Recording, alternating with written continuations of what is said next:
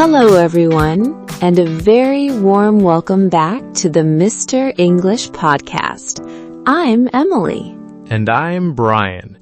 It is wonderful to have you with us today for a very relaxed and slow English practice session. You know, Brian, lately I have been thinking about how fast the world moves. People are always in a rush, and native English speakers tend to talk incredibly fast. Oh, absolutely. We swallow our words, blend sentences together, and it can feel like a total nightmare for anyone trying to learn the language. Exactly. That is why today we are slowing things completely down.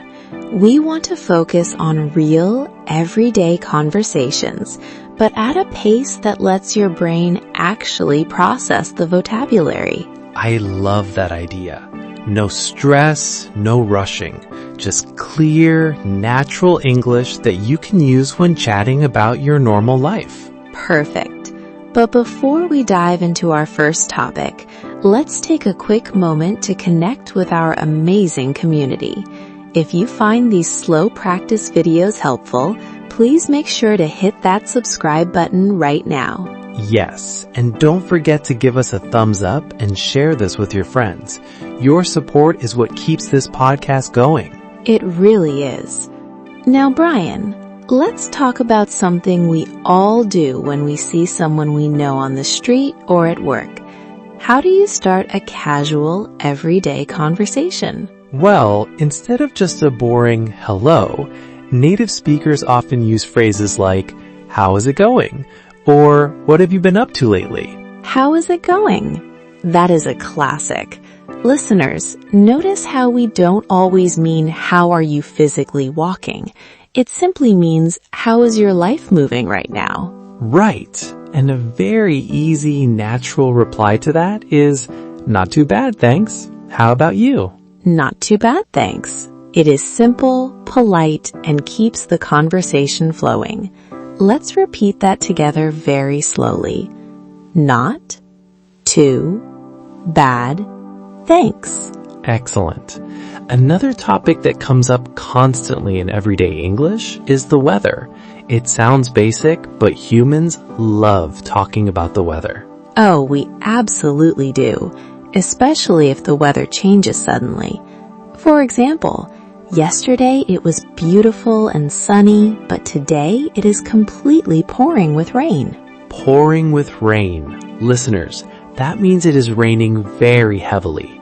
You might say to a coworker, "Can you believe this rain today?" And they might reply, "I know. I hope it clears up by the weekend." Clears up. That is a wonderful phrasal verb. It means, I hope the clouds go away and the sun comes back out.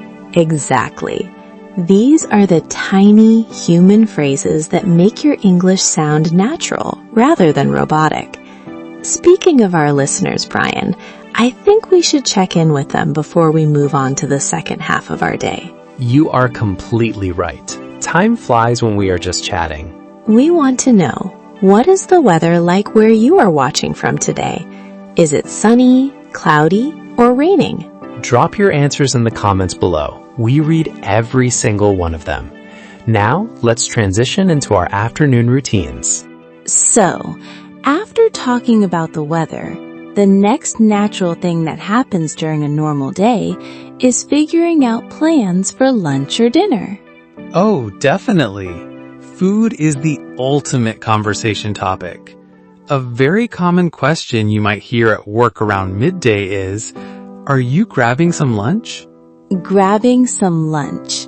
Listeners, grab usually means to pick something up with your hand, but in everyday English, it means to quickly go buy or eat food.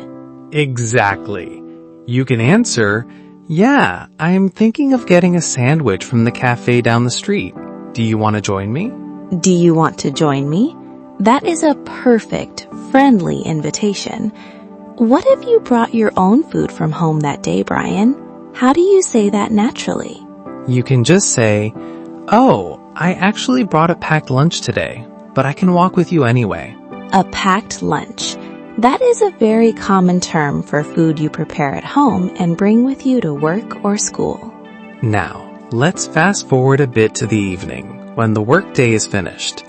When you are leaving the office or hanging out with a friend, you might talk about your evening plans. Yes, a great question to ask is, do you have any plans for tonight? And a very human, honest answer is often, not really. I'm just going to head home, make some dinner, and have a quiet night in. A quiet night in. That is a beautiful phrase. It means you are choosing to stay at home, relax, and rest, instead of going out to a party or a busy restaurant. I have a lot of quiet nights in, Emily. They are the best way to recharge your batteries. They really are, Brian. Now, before we finish our slow practice for today, let's do our signature review of the key phrases we used. We will say them very clearly with a pause after each one so you can listen and repeat. Sounds perfect. Let's do it. How is it going? Not too bad, thanks. What have you been up to? Pouring with rain. Clear up. Grab some lunch. Packed lunch. Do you want to join me? Evening plans. Quiet night in. Recharge your batteries. Fantastic job, everyone.